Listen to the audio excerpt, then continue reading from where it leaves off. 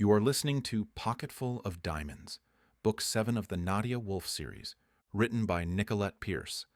Copyright 2016. Audio copyright 2025 by Pierced Heart Publishing. Digitally narrated with full cast of voices.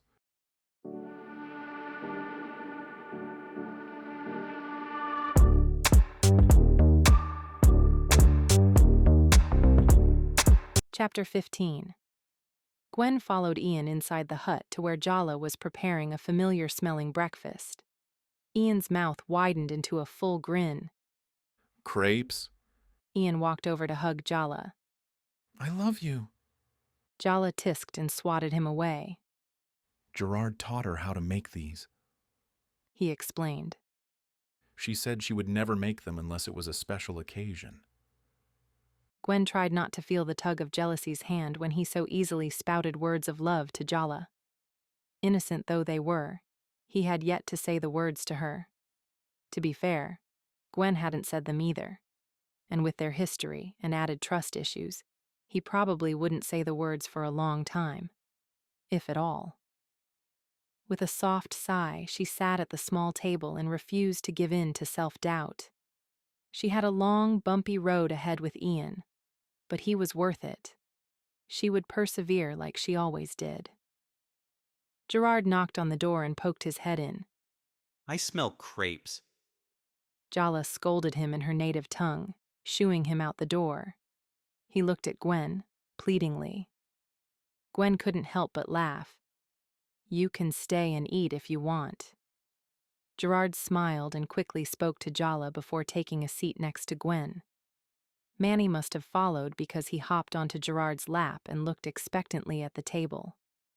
Jala's scolding tone continued as she returned to the crepes. Crepes? But there was no electricity. Gwen looked to Ian. How is she cooking? Ian pointed. The hot plate. She prefers the outside fire, but I don't have the setup here. But where does the electricity come from? The generator at the office. I ran wires over here. But the rest of the village has to suffer. Ian frowned. You know that was at the top of my list before. Gerard waved away his words. I was kidding. No one would know what to do with the electricity anyway. Not right away, but it would help. Ian turned to Gwen. We were hoping to use clean energy. The river would be one source. Gerard nodded. We had also heard about a village using a merry-go-round to pump well water. We could use the same principle here. The kids would love a merry-go-round. Ian laughed. You'd be the first one to ride it. He shrugged. Someone needs to test it out to make sure it's safe. Both sound like wonderful ideas. Gwen wanted to help. So many times she only thought of her own survival. It would be nice to be able to help someone else. We were in the process of ordering the equipment needed before. Ian stopped. She nodded her understanding so he didn't have to finish. Gwen walked to the Happy Hippo. Ian and Gerard had wanted a private word after breakfast. She was relieved for the short reprieve. It wasn't like she couldn't guess what they'd talk about. If her snippets of overheard conversation this morning were any indication, they planned on moving the diamonds tonight. She didn't blame their hurry, but it would have been better if they disguised it as a honeymoon. Gwen, Saba called from the canteen. come inside. Why are you here so early? Gwen asked, stepping inside. I like an early start.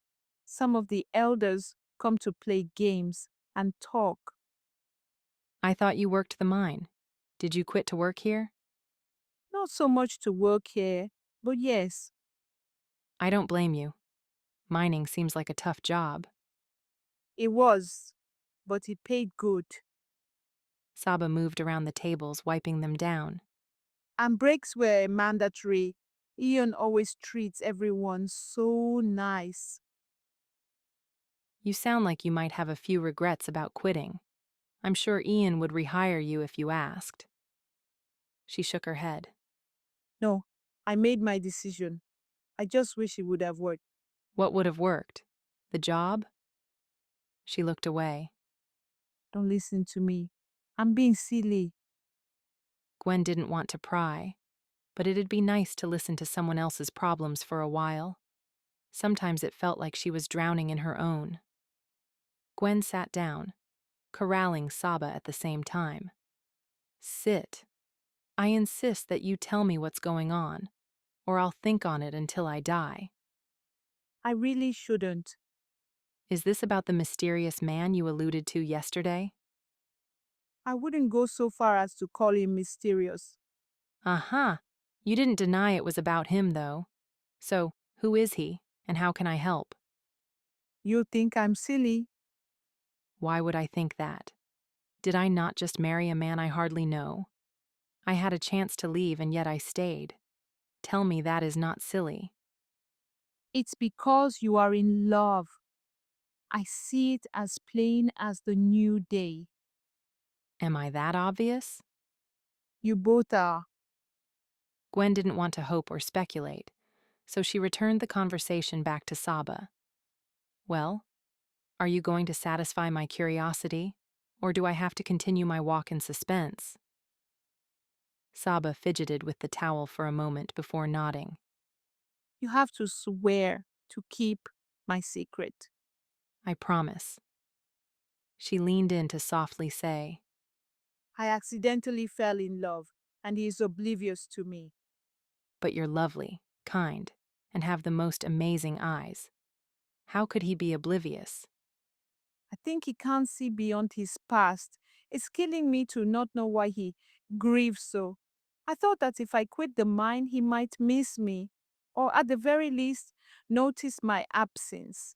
But my plan was flawed because he always comes here after work. Saba didn't have to say his name.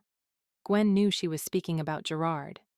They would have made a handsome couple, with her lioness eyes and his tall, toned body and blue eyes. But Saba was right. Gerard was grieving, and Gwen doubted he saw anything beyond his own suffering, or the bottom of a booze bottle. Sure, he mostly had control over it, but for how long? Gwen patted Saba's hand and re-steered the conversation. If you could be anything you wanted, what would you be? Her eyes lit.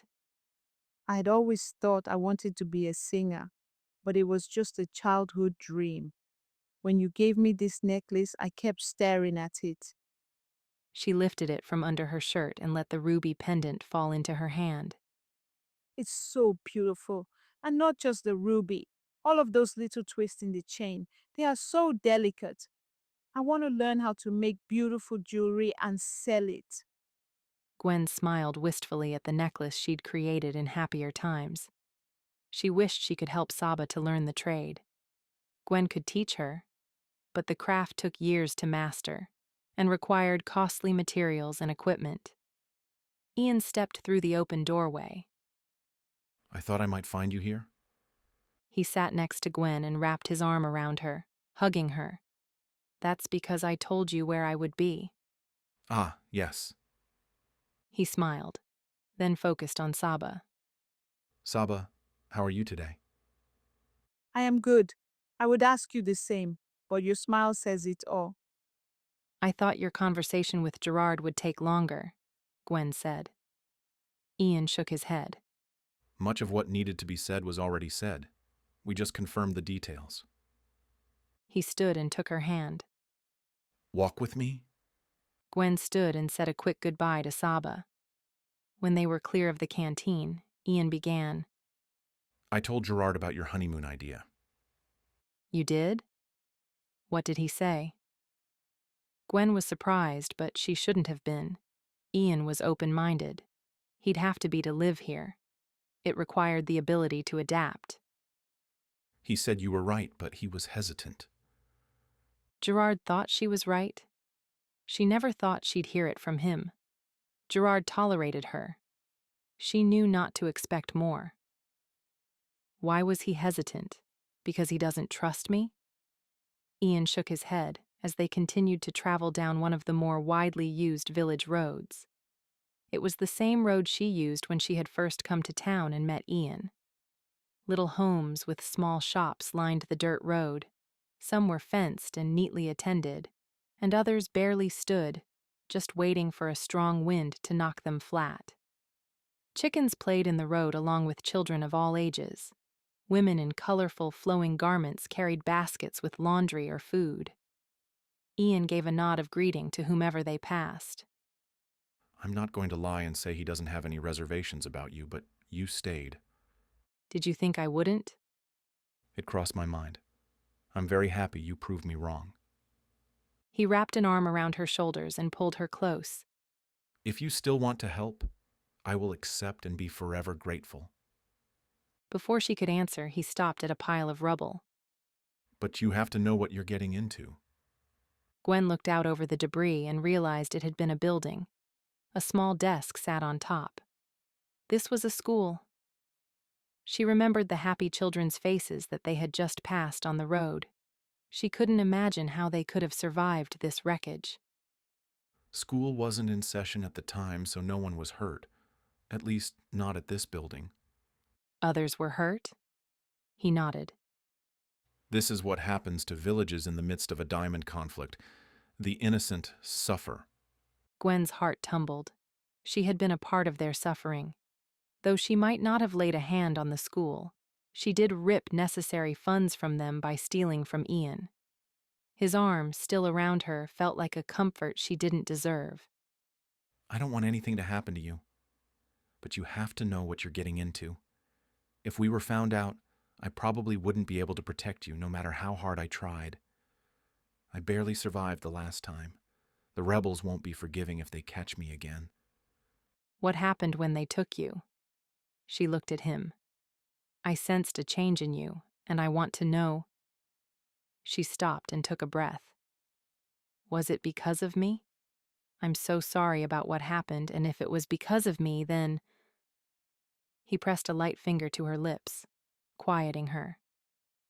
Perhaps you didn't help matters, but believe me, you didn't change the course of their action when you swapped the necklace for a fake. In fact, it was probably good that you did. The government agents took the fake and never profited. But something happened, she insisted, relieved that she hadn't contributed to Ian's woes. Well, not in the sense that she'd aided the rebels or agents. I can tell something happened to you. Remember the compromise? I'll tell you everything you want to know, but you have to do the same for me. Gwen nodded, knowing what she would have to reveal. No more secrets for either of us. Ian truly seemed as though he wanted her in his life, even treating her as though she had never stolen from him, as though she were something special, his wife. He might not like what she'd say, but she would trust him with her problem if that meant he would tell her what haunted his eyes and made his hand shake. His reaction to her acceptance was both of relief and nervousness. They looked at each other, neither one wanting to start first. Gwen could see the pain in his eyes, and it cut at her. She would go first. If nothing else, perhaps this could be a stepping stone. She wasn't naive enough to think this would solve any of her problems. She still had to deal with that on her own, but she could at least ease Ian's mind. Whatever had happened to him couldn't be nearly as bad as a lifetime of theft. You are right, she said. I am being blackmailed, but it started because of a mistake I made, the biggest mistake of my life. What happened? The simple story is that I stole from the wrong person. And the complex story? She walked over to a large rock near the old school and sat down on its flat surface, making room for Ian to sit next to her. They sat in silence for a moment as she collected her jumbled thoughts. It wasn't that she was stalling, but she wasn't quite sure where to begin. She had been a thief for over a decade. When I was 20, my father showed signs of early dementia. He could no longer work, and his bills were more than I could afford. I'm sorry to hear that. Were you unable to get assistance for him? I did. She filled out every form she could find, talked to every office she could, but failed at the one thing that could have saved them both. I was so busy with work, life, and trying to manage my father's needs that I didn't see what was happening until it was too late. I failed to save him from himself. What happened? One day he remembered that he liked to gamble. He used to win at the tables, But not anymore. he surmised. She shook her head. Needless to say, he owed a lot of money to a lot of people. Angry, violent people. And so you stole to cover his debt? It seemed like the easiest way out. I was an apprentice for a high-end jewelry designer. The only reason I was given the position was because of my costume jewelry portfolio. They were intrigued and let me in. However, I mainly cut and polished diamonds. A necklace came in for cleaning and modification. It was magnificent. I had just received a final warning from my dad's creditors, and in a moment of weakness, I swapped the diamonds for fakes I always kept on hand for my designs. No one would have noticed. I could erase my dad's debt and give him the care he needed. It was wrong and I was dumb, but I didn't see another way out. I've been paying for that decision every day since. Who did the necklace belong to? Robert Duvine. Why does that name sound familiar? Gwen should have known Ian would know the name. Anyone in the US with a television would have heard of him. He's the self-proclaimed Diamond King and has many commercials. I didn't realize I was stealing from my boss, someone who would see through my costume jewels. Nor did I know he was crazy. Now I remember. I've seen his ads on TV. But why would he blackmail you? Why not just turn you over to the police? Because he saw the costume jewels I made and realized I was worth more to him out of jail. That would make sense. Ian slowly nodded, then asked. Did you think about turning yourself in and stopping his blackmail? She had tried to, but he'd stopped her. Duvine has my dad. If I don't follow orders, Duvine takes it out on him. My dad is being held at Duvine's estate, and Duvine has full control of his medical needs.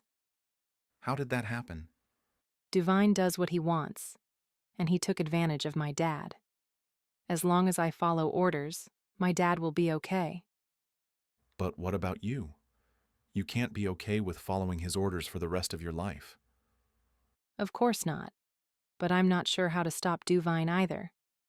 He makes sure no evidence leads back to him, but somewhere he has a hoard of well-known stolen jewels. He keeps them for his collection, but I can't find them. What would you do if you could find them? I would tell the authorities where to look. Ian frowned. If Duvine is arrested, he'll name you as his accomplice. It will be worth it. When Ian's expression turned to concern, she tried to explain. Ian, it was selfish of me to marry you. I've always known I'd head to jail at some point. No one in my career can stay invisible forever. She held onto his hand. I'm sorry. I shouldn't have stayed. I guess I wanted what I've always been denied, a chance for a normal life. But at least you don't have to annul the marriage. There's no paper trail that would ever connect us. She unwrapped the grass braid from her wrist and handed it to him. Perhaps swapping secrets wasn't the best idea.